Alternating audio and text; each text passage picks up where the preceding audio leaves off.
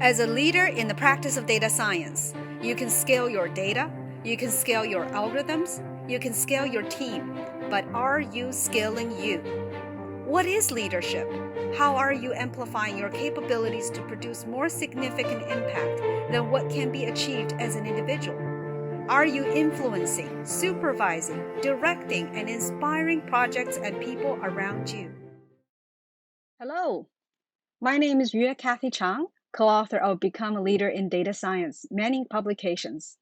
I built and led teams at Silicon Valley Data Science, where my team and I parachuted into companies to address challenging and meaningful data needs. I have worked with leaders of centralized and distributed data teams at companies large and small, all betting the next product differentiation on data. Whether it's addressing data architecture inadequacies at a large data asset management firm or preparing for Fortune 50 global consumer packaged goods company for its biggest shopping day of the year, I see a distinct need for data science leaders as companies become data-centric. Welcome. I will be moderating Ask Dr. Chong, Become a Leader in Data Science, Part 2. Ask Dr. Chong is a series where Dr. Jike Chong takes audience questions on situations and challenges encountered when taking on a leadership role in data science. In this session, we'll be talking about a specific case. Dr. Chong has personally mentored and promoted many data science leaders in the US and in China, in public and private companies. As an executive, he's built and grown multiple high-performing data teams. Dr. Chong was part of the executive team that took Eren Digital Limited public on New York Stock Exchange. He also expanded and led the data team as the chief data scientist at Acorns, designed and executed a project predicting ventures investment risks at Silver Lake. And recently, he led the hiring marketplace data science team at LinkedIn, serving a business line with $4 billion a year in revenue. Dr. Chong, why don't we share the reasons behind authoring this book? Yes, this is an exciting time for data scientists and the innovative data companies or technology companies that hires them. Mainly because producing industry-leading data-driven innovation is currently within reach of many quite nimbly sized organizations. What we see is that 95% of the companies with data science teams have teams of fewer than 10 members. And many data leaders are eager to make great impact and take on more responsibilities and develop themselves into executive leaders. But the directions and milestones are not so clear. Some large companies like Google and LinkedIn has leadership programs that address this challenge internally and for some specific stage of career development of data science leaders. But what about the rest of us? This is the main reason for writing this book. The book is intended to help you understand your existing strengths and to assess your developmental opportunities for the next stage of your career. It also gives you a window into the concerns of your managers and your managers' managers, so you can better understand where they might be coming from. The book is in Manning's early access program, where some chapters are already available, and more chapters are coming online. In chapter 1 of the book, we included a series of case studies highlighting common challenges we have observed in our experience. The case studies span from early career data scientists who recently entered this exciting field, to mid-stage people who are beginning to lead teams, to maturing leaders who head up functions and hold executive roles. Let's take a closer look at one of them. Yeah, why don't we take a look at the case of Audra, a data science manager? Sure. Audra has been a data science leader at a startup managing both projects and a team of 4 data scientists for almost 2 years. She's always been keen to develop her career. When a management opportunity came up in a larger company in the same industry, with the prospect of managing a project of expanding scope and a larger team, she jumped to apply. So she started in the interview process quite confident. She passes the technical tests. She has a solid industry knowledge and she's likable, and she's done well in her current role. However, after 3 rounds of interviews with the hiring manager, the team, and the company executives, she didn't stand out to be the best candidate, and ultimately she was not extended an offer. As the interviewing company does not provide detailed feedback, her case is assumed to be not a fit, or in many cases, not a culture fit. Audra is disappointed and she's baffled. She thought through how she conveyed her passion for developing her career and what she could have done differently, but did not come up with anything significant. What does culture fit mean anyway? How can she continue to develop herself into a leader in pursuit of an impactful career if there's no feedback? Yes, this is a pretty representative case, and I've seen many candidates falling to this trap. Um, and it's a quite common situation, actually. Oh, well, the challenge here is Audra is disappointed and baffled after not getting an offer for a position that she really believes she's highly qualified for. It turns out that during her interviews, 2 interviewers noticed that she mostly focused on her own career path and development and did not speak much at all about the team she led. So, when asked if she had a succession plan for her managerial role, she didn't have any. Yes, and as a manager, one primary responsibility is to empower the team members to do the best work of their career. The other is taking care of her team and the company whenever possible. So, in chapter 5 of the book, we discuss the ethical standard of practice for managers to focus on mentoring and growing the team. What could be a helpful process for the individual in this case? Well, what's important is to first build the confidence of the individual, in this case, Audra, highlight the personal path, and help them to leverage not just themselves, but the organization around them, and have a clear roadmap for how they can improve. So, how do you get the most out of checking out a case? Well, what you can potentially do is see how you measure up to the particular person, in this case, Audra's strengths. See if you have similar opportunities for new practices that you can adopt. And if you have alternative solutions that could work even better, see if you have similar support in your organization. And see if you can start to line up your own roadmap to incorporate some of these new practices. Well, let's take a closer look at Audra's strengths first. Yes. So, for Audra's leadership strengths, is mainly in her technical abilities and her knowledge of the industry. We can summarize them in potentially these 3 main points. She's good at managing for consistency across the different projects and models that her team works with. She can clarify the business context of those opportunities so that her team stays aligned with the company objectives. And she's also really good at assessing project ROI for prioritization, even in cases where some of the data is missing. So let's look into these particular areas of strengths. You can follow along and see if you also have those strengths. Let's see if there's any resonance. Absolutely. So we mentioned earlier that Audra is technically strong, and she's really articulate and has witnessed a particular scenario play out in many of the teams she has been involved with. The data science team often start out working through proof of concept projects, successfully completing them, and claiming many quick wins. But she observed that gradually progress slows to a crawl. You may have experienced similar challenges before. You may observe that innovations in one part of the system has been repeatedly implemented in other parts of the system from scratch, often with slight variations, and the different variants of the deployment produce incoherent insights, confusing the business decision makers and also hurting trust in the data science results. These are signs of accumulating tech debt in data science. And we address some of these concerns in section 4.1.2 in the book. And you can see on the top right corner, we highlight which section you can find more details about these scenarios.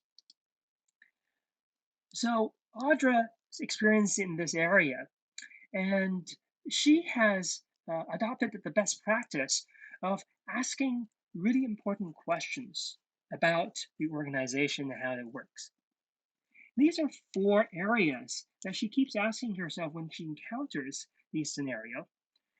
For example, do you have a consistent A/B test framework to assess the different types of incremental improvements quickly? Do you have an easy to maintain dashboard and reporting infrastructure to keep the insights consistent? Do you have a shared data enrichment platform such that improvements can quickly be assessed and deployed to production models? And do you have standard metrics, metric pipelines, such that new metrics can be quickly deployed to many different product lines? So Audra has seen the danger of many of these scenarios where there are tech debts accumulating, and is experienced on how to fix them. So this is the first piece of Audra's strength. Now, in the second piece, she not only can detect tech debt issues, she's also good at aligning the team to the strategic direction of the company. She's got an acute sense of technical direction. Before executing a project, she takes time to understand how the data science projects are strategically positioned in the organization. Is it a product or a feature that she's working on?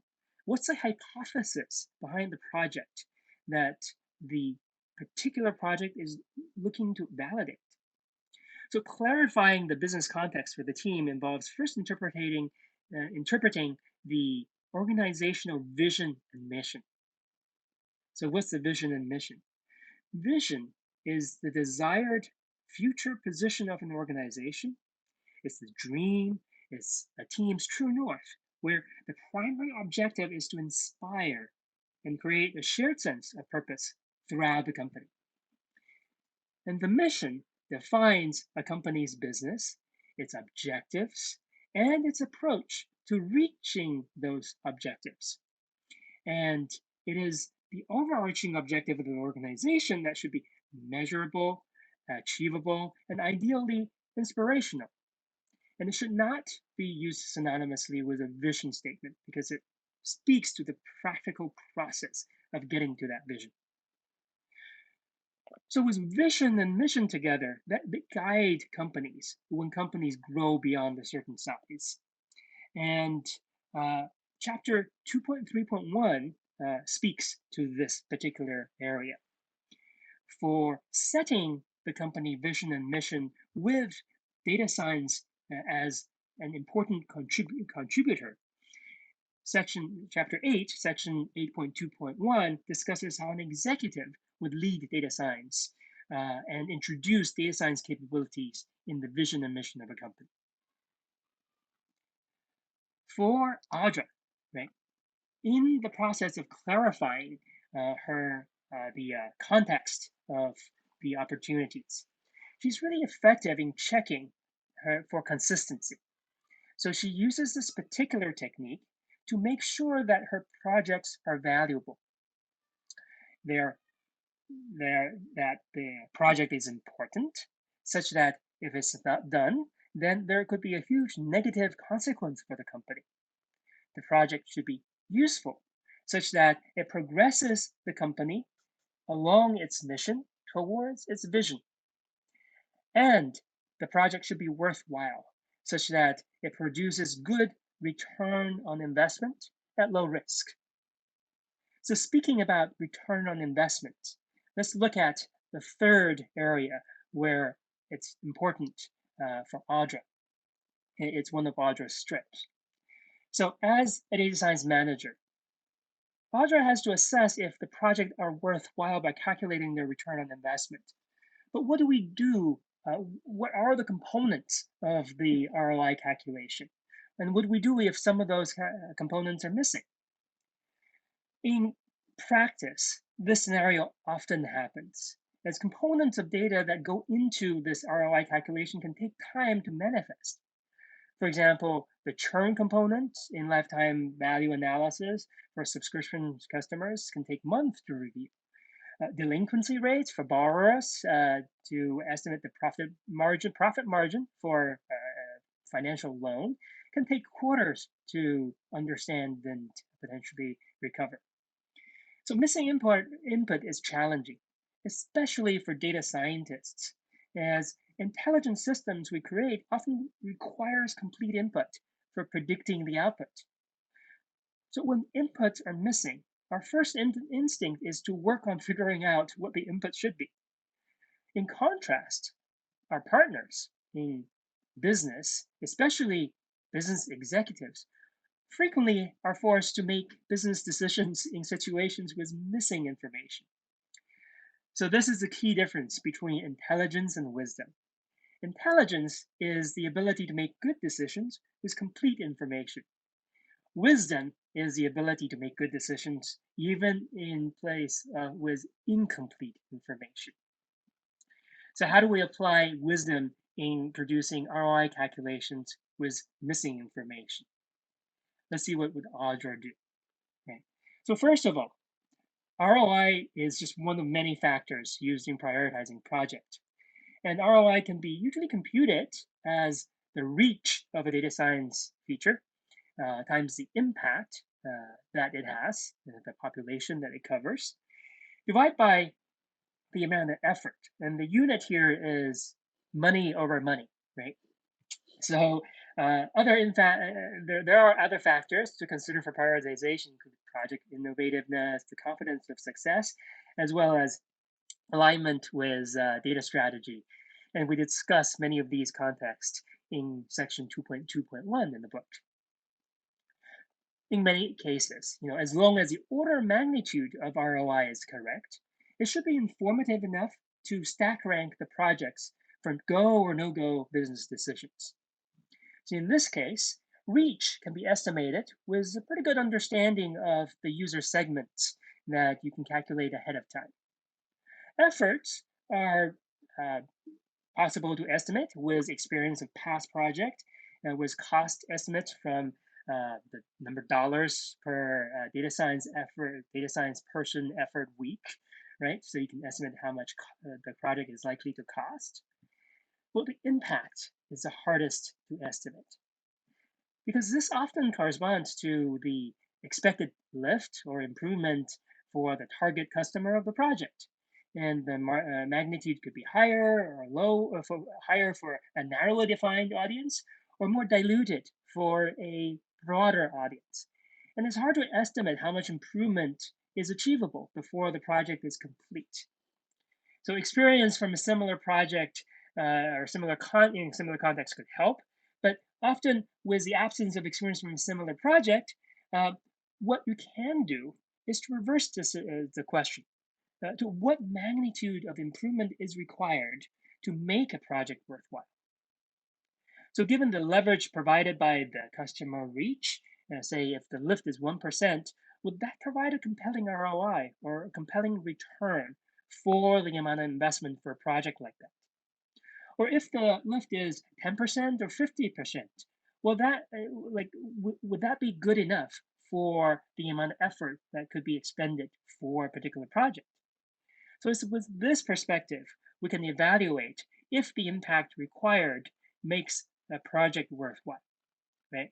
So in the slide, we provided two examples of a case where we're actually looking at the project, its reach, its impact, and the upside for the numerator, and then estimating the amount of effort that's required in the denominator, so that we can even add in an amount of uncertainty such that we can have a range of ROI for a potential project.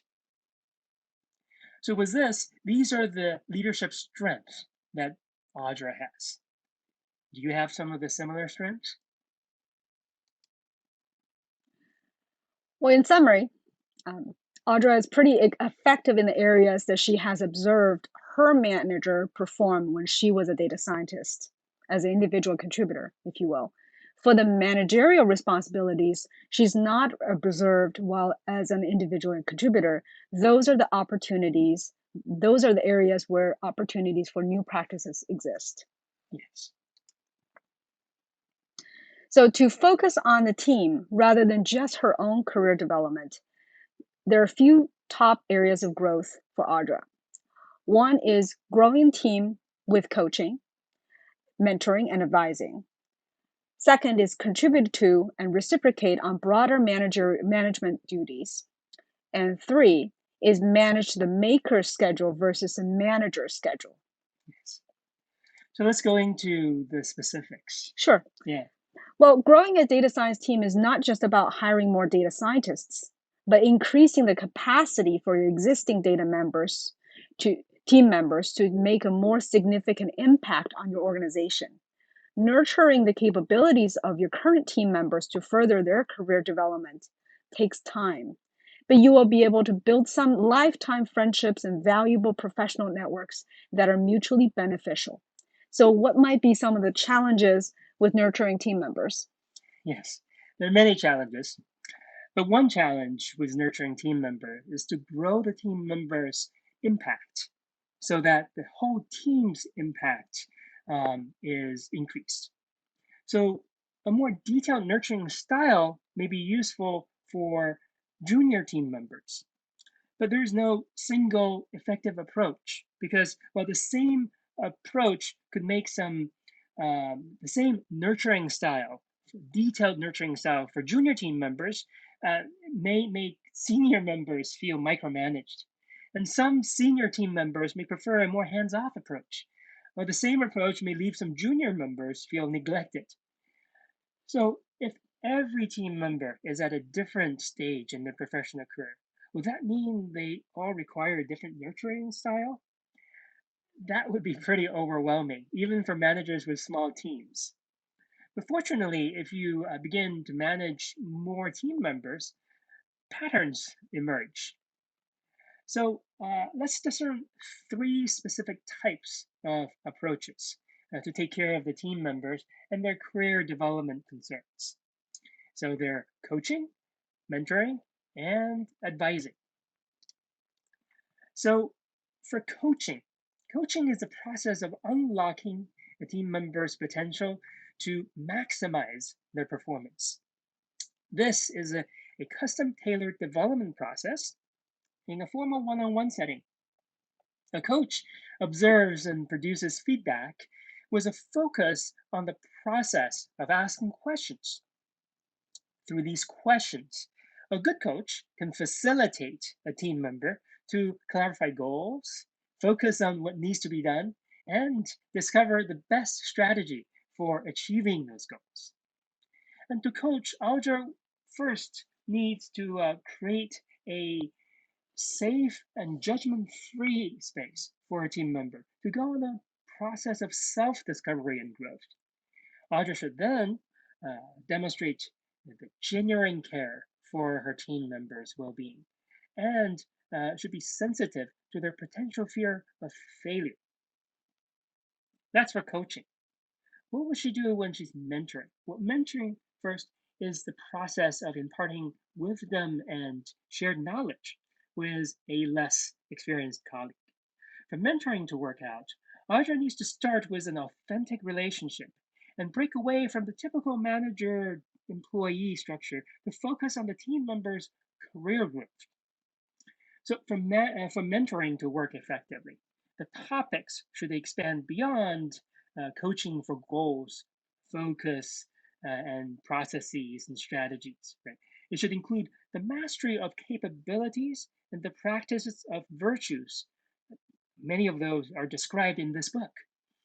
And while the mentorship for capability can immediately benefit execution, mentorship in virtues can often have a longer lasting impact on your team member's character. To advising. Well, advising is the process of providing information and directions. So as an advisor, you should have direct experience and deep knowledge in achieving your team members' goals. And you can offer value by giving specific feedback about specific questions. So for advising to work well, Audra must be aware of her team members' strengths and weaknesses and position them in projects that highlight their strengths and offer help for dealing with their weaknesses. So when should you use each of these approaches? Well, between coaching, mentoring, and advising, the three approaches have many similarities. To do any of them well, you'll need to start with a safe, authentic, mutually respectful relationship with your team members. There are also three key differences between coaching, mentoring, and advising. First, so they're summarized in this table. First is how much of you are you bringing into the relationship? Coaching focuses on observing and providing feedback for the team members, self-discovery and growth. Compared to mentoring, mentoring is focused on sharing your past experience as a mentor to help the team member build skills. Advising, though, is focusing on how you can provide information and direction to solve the team member's specific challenge. So we show that with the number of stars in the table, that advising would require much more of you and your experience and your attention. Second area is how much prior expertise do you need for the challenge at hand? For coaching, you don't need much prior experience in the challenge at hand. Experience in the general process of solving similar problems would be enough to ask intelligent questions to cultivate some greater clarity for your team members. For mentoring, you need some related prior experience to highlight your team members' blind spots for pitfalls in the path to success. And for advising, you'll need direct experience to give specific feedback about the team member's specific challenge. And then also these different ways of helping your team members also differing the area of what result to drive. So with coaching, you're there to provide support and accountability. And when mentoring, you're there to endorse your team members' vision for their ideal self and to guide them to develop missing capabilities and virtues on their road to become a more successful and effective data scientist. When advising, you're helping your team members understand the complexity of the specific problems at hand and to make more informed decisions. And don't forget, you're also there to reduce their anxiety and confusion, to instill calm and confidence so that your team members can take more effective actions in their projects. So overall, for long-term reach and impact, coaching, you're encouraging introspection and teaching ways to for your team members to self-coach in new situations. With mentors, the mentor is your mentee is depending on you to point out a path and highlight pitfalls. With advising, you're already providing the specific solutions for the task at hand. So the team member would be still dependent on you in the long term. So this is the first area. With these fundamental differences, you can begin to see how to distinguish situations for coaching, mentoring, and advising. And there are different situations, of course. For senior members working on innovative projects with high likelihood of success, coaching is probably good enough. With senior members taking on challenging projects with increased risk of failure, you may need to mentor them. And with junior members working through specific challenges where you have the expert knowledge, so you can advise them to understand the problem's complexity and better make informed decisions. So with these practices, Audra can flexibly switch between these three modes of nurturing to grow her team members, to provide greater impact for the organization. And when you can use them appropriately, you can also empower your team members to perform the best work of their career. Wow, that's quite a bit of differentiation amongst the three concepts. So now let's take a look at the second area of opportunity: contribute to and reciprocate on broader management duties. All these managerial duty dimensions look pretty overwhelming. Yes. And in many companies, when promoting people to managers, they're expecting them to just learn on the job. And few companies actually clearly specifies the breadth of roles and responsibilities for people manager. And for technical leadership, the project planning responsibilities that Audra has seen and experienced as an individual contributor, uh, uh, those are the areas she excelled in, like what we discussed. But for many other areas, she still needs quite a bit of development. So, as a member of the organization and organization's management team, you can also you can also be called upon to contribute to the broader organizational duties. And many of these include people-related leadership matters as well as technology-related matters. So, when you have ambitions to take on greater responsibilities to produce a greater significant impact,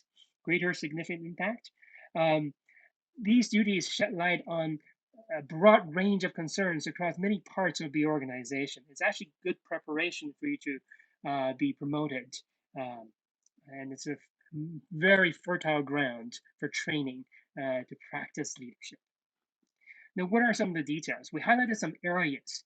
Now, it's a lot more than just those titles, right? So there are many areas, a whole list of responsibilities for a manager. So it it's overwhelming, and especially if you've been recently promoted to a team leadership position and has not been formally trained to be a manager. Don't worry, this book can guide you to in going to into data science management.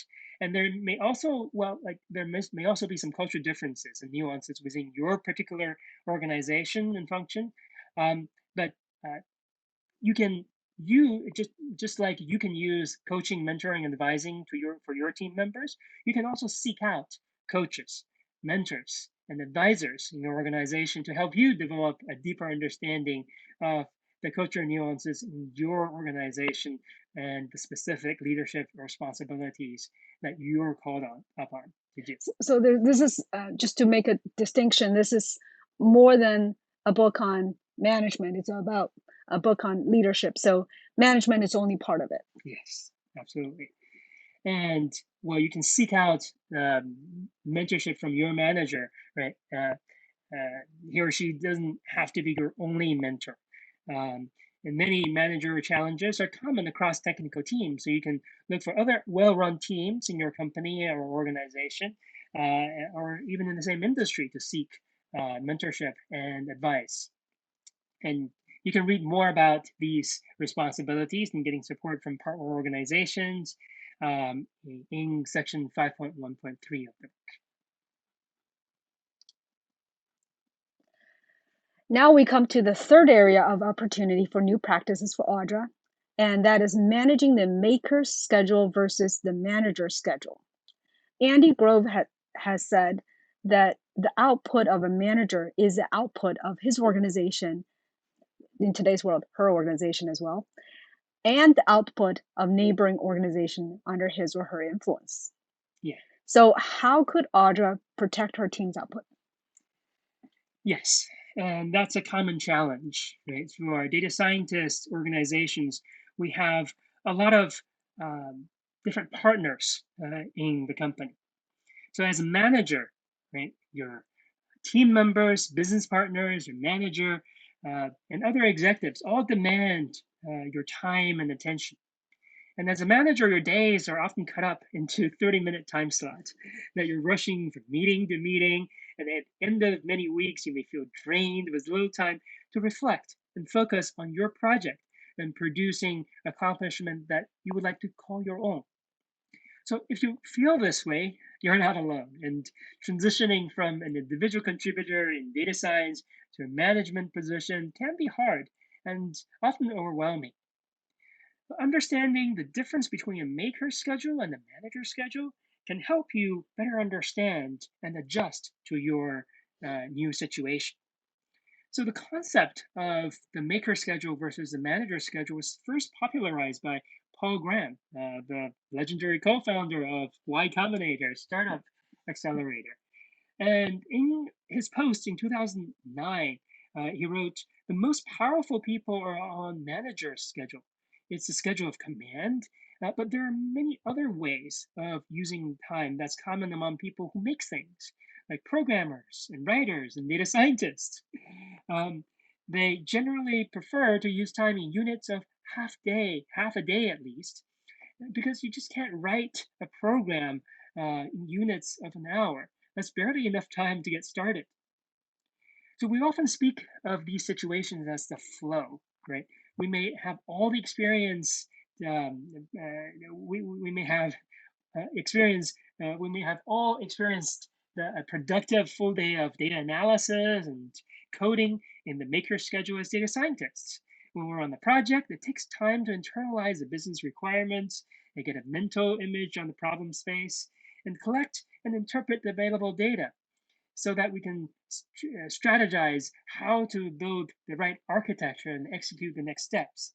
So it may take up to 30 minutes to 2 hours to focused efforts to get into this flow, which is a psychologically recognized state of mind that's characterized by a feeling of energized focus, full involvement, and employment in the process and enjoyment, yes, in the process of the activity.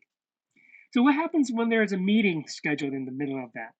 So Paul Graham compares this a meeting in the middle of a day as to like a software program throwing an exception. So it doesn't merely switch you from one task to another; it changes the whole mode in which you work. And a meeting commonly blows out at least half a day, and by breaking up a morning or an afternoon. And in addition to all this, there's a cascading effect. Because if I know an afternoon is going to be broken up, I'm probably less focused and ambitious in the morning. So when managing a team, you're responsible to protect the output of your team. And one important aspect is to create an environment for your team to get into the flow. And there are 6 specific situations you can keep an eye on for your team and yourself. And they're listed here, right? For example, for stand-up scheduling, many agile software development processes have daily stand-ups.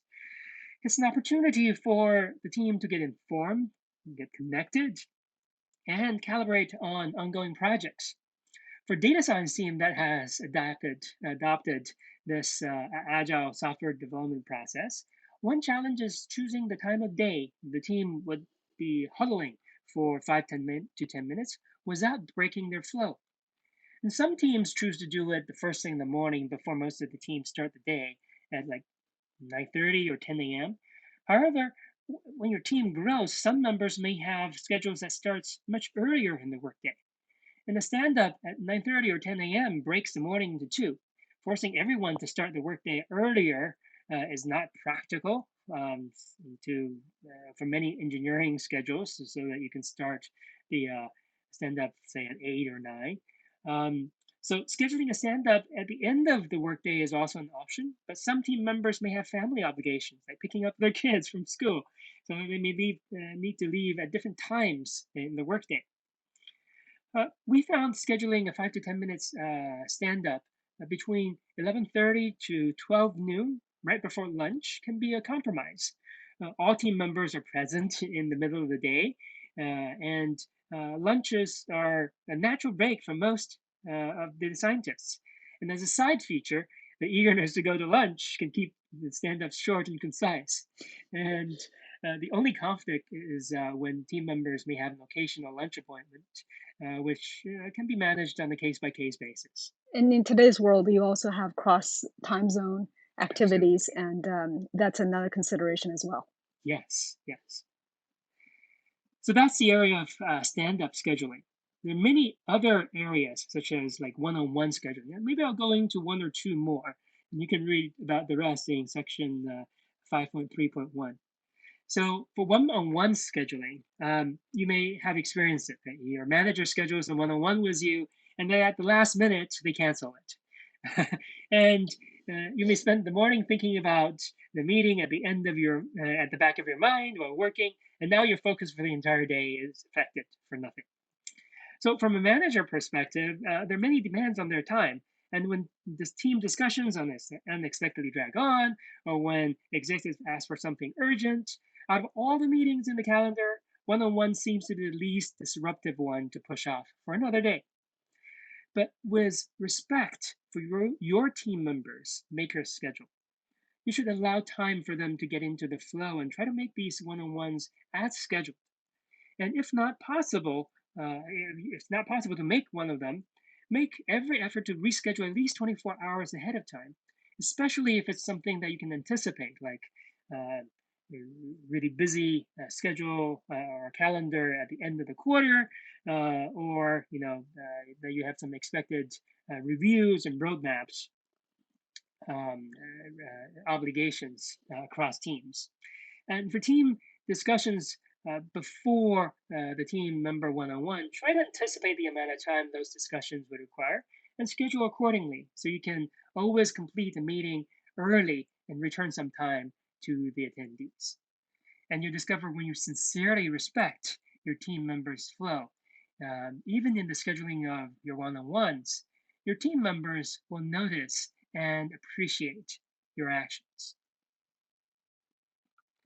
So with that, let's move on to the other areas. Excellent. Well, let's look at what Audra can leverage from across the organization as well. So that's in addition to herself and her capabilities. Yes. Let's do that. So as a manager, Audra can spend more time coaching and advising her team to increase the capacity of existing team members to make more significant impact for their organization. And she can also ask the team members to be able to share their learning with each other to build up the institutional knowledge within her team. And these learnings can include the data sources they examine, the tools they use, the assumptions they make, and the methodologies they have developed during the process of working on data science projects. So let's expand a little bit on what each of these are. So for data sources, right, many data science projects are defining new tracking capabilities to produce new data sources and exploring new third-party incoming data sources and examine these new data fields in existing data sources or enriching the data sources with or from third-party data. So with all this capabilities, there's a lot of learning that can be shared across the different projects between team members. If Audra can facilitate this process of sharing, that could be really effective. And it's not just the data side, right? There's also the tools used. So a data science project may touch on many tools, such as real-time data pipelines, feature extraction packages, new model deployment paths, or new analysis techniques. And when these learning can be shared, it can also improve the productivity on other projects within the team. There's also the assumptions made. And you may be surprised that even some simple looking data science project can have pretty complex, can be pretty complex that requires crude assumptions to be made to on the path to producing results. But being able to make some sensible assumptions quickly is actually a key capability for good and nimble business decision making. And appropriately making those assumptions are valuable tools that can be shared and reused.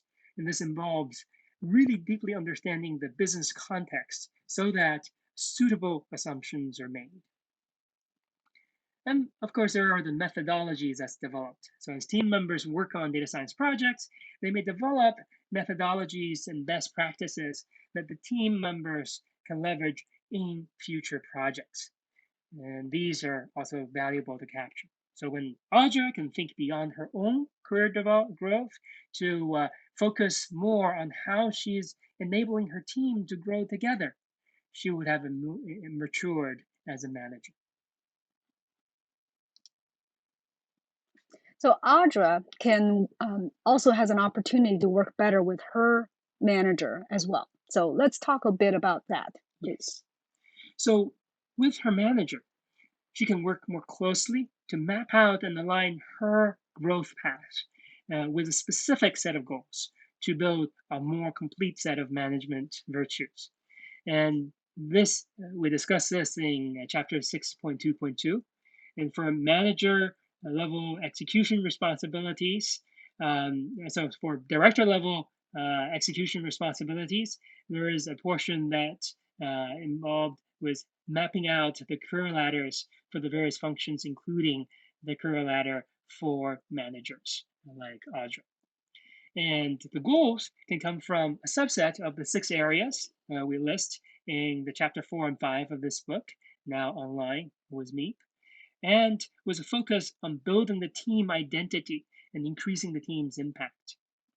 Audra can align with her manager on also protecting the data science focus and the amount of flow time that the team gets, and incorporate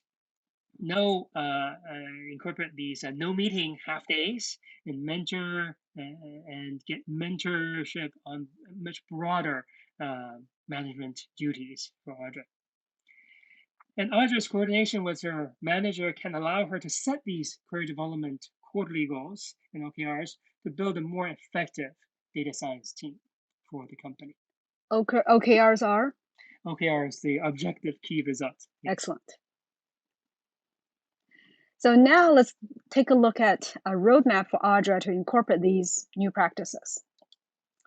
Throughout the process of recognizing her strength and identifying opportunities, Audra becomes more ready to acknowledge her own finiteness as an individual human being to discover limitations relative to strength in gaining clarity to the path forward. We recommend 2 processes for next steps. With leadership strength and potential development areas identified, Audra can experiment with a simple choose, practice, and review process, CPR for short. And timing-wise, this can be done with a 2-week check-in period. So if you will, it could be considered as a sprint. So she can now self-coach also with this mechanism GROW, G-R-O-W. So let's look at each one of these. Now, this process helps internalize and practices the capabilities and virtues. So can we go to the next one? Thank you. So for choose, she would want to select 1 to 2 items from this table or from the table that she can work on. As an example, she may choose mentor team members on career goals. Or let's talk about in the context of you, so as an audience member. So you may choose to mentor a team members on career goals. For practice, for each project you're involved in, practice the skill you have chosen to work on. If you have chosen to better understand the company vision and mission, you may want to review them on your company's website, clarify the technical directions of your projects, and find examples where projects align well or do not align well with the company vision and mission. And for review, you want to set up with a meeting with yourself in a couple of weeks to check in and to come back to this section of the book to assess if you have now gained a better understanding or command of the skill. You can choose to take another sprint to develop further on that skill or move on to the next CPR cycle. For your self-review, you can use a project-based skill improvement template to help you structure your actions over the 2-week sprints. Now, there's an example that I asked Dr. Chong to talk about in a little more detail. Yes, actually, this is a great time. We're at the end of the year. And if you're in this situation where you're looking to build a more powerful team in the new year, it's a great time to be able to start put together a particular task for yourself to mentor team members on career growth. And you can set a deadline, say for yourself, say January 10th, and you'll be speaking to your team, taking advantage of the existing weekly one-on-ones. And at the end of the 2 weeks, you can review your progress in mentoring your team member on career growth by asking yourself the questions: do I know my team members' long-term career plans? And can I incorporate them into the strategic project goals? So just pause on this for a second and you can take a look at that in the box. Oh, okay. Yeah. Yes. Okay, next, please. Excellent. So now, as an example, for the self-coaching with Grow, as an example, if you decide to focus on the goal of building a more motivated or capable team, your specific goal could be align team members' career goals into your team's strategic projects. Next, let's check in on reality. What actions have you taken so far? Have you created a safe, judgment-free space and started an authentic relationship with your team members? This is talked more about in chapter 5, section 5.1.1. And what is the alignment you see between your team members' passion and available opportunities? What's getting in the way? And there's also examination into obstacles, options, where you need to ask some questions. And finally, let's take a look at the way forward. What options will you choose? When will you start each action? What will you commit to doing? Just turning your articulator on to identify the strengths and gaps of the team members could be a really good start. You can schedule a review and check in that at a later date. So let's now take another look at how this aligns with our book. I know this is an eye chart again, and it's not meant to be read here for word. At a high level, we organize the book in 4 main parts or stages. Audra's role is that of a team manager stage, and in each stage, there are 2 main parts: the hard skills or capabilities, and the soft psychosocial skills or virtues. Capabilities are further discussed in TEE. So that's technology, execution, and expert knowledge. And technology, again, is the tools and frameworks for you to lead more effectively, which are used in framing the problem, understanding the data characteristics, innovating in feature engineering, driving clarity in modeling strategies, and setting expectations for success. Execution, the practices for you to specify projects from vague requirements, prioritize and plan projects while balancing difficult trade-offs. Expert knowledge is the domain knowledge for you to clarify project alignment to organizational vision and mission, account for data source nuances, and navigate structural challenges in the organization. And virtues are further discussed in ERA. That's ethics, rigor, and attitude. Ethics is standard of conduct at work that enable you to avoid unnecessary and self-inflicted breakdowns. There are many aspects of work ethics for data scientists, including data use, project execution, and teamwork. Rigor is a craftsmanship that generates trust in the results data scientists produce. Rigorous results are repeatable, testable, and discoverable. And rigorous work products can become solid foundations for creating enterprise value. Now, attitude. That's the moods with which you approach workplace situations. With positivity and tenacity to work through failures, data scientists should be curious and collaborative team members or team players. We should also respect the diverse perspectives in lateral collaborations. Let's orient this in the CV matrix. Recognize leadership strength, opportunities for new practices, leverage the organization, and line up a roadmap to incorporate new practices. Now, Audra can use this book to guide her path. She can coach, mentor, and advise to increase the capacity of her existing team members to make a more significant impact on her organization. And She can also do many more things. So Jike talked about this. Dr. Chong, talk more about this. Yeah. So we see on the slides that there is a strengths, opportunities, and leverages that is summarized there. And Cathy just talked about the uh, strengths, right, in managing for consistency, clarify the business context, and being able to assess ROI. But really, it's the opportunities that Audra can take on to coach, mentor, and advise, but also contribute to the broader duties of the company from a manager perspective, as well as being conscious and appreciative of the makers versus the manager's schedule. And we also talked about leveraging the boss for the career ladder and leveraging the team to institutionalize learning from each other better. And if I may just point out, when we talk about career ladder, it's not necessarily a vertical ladder. It could very well be a career lattice where there's movements both horizontal and vertical. Yes. So let's take a look at questions that might have come in while we are speaking. We have a few minutes, and well, how do I? Here's something that may be interesting. How do I know if I'd be better off as a data science manager or tech lead?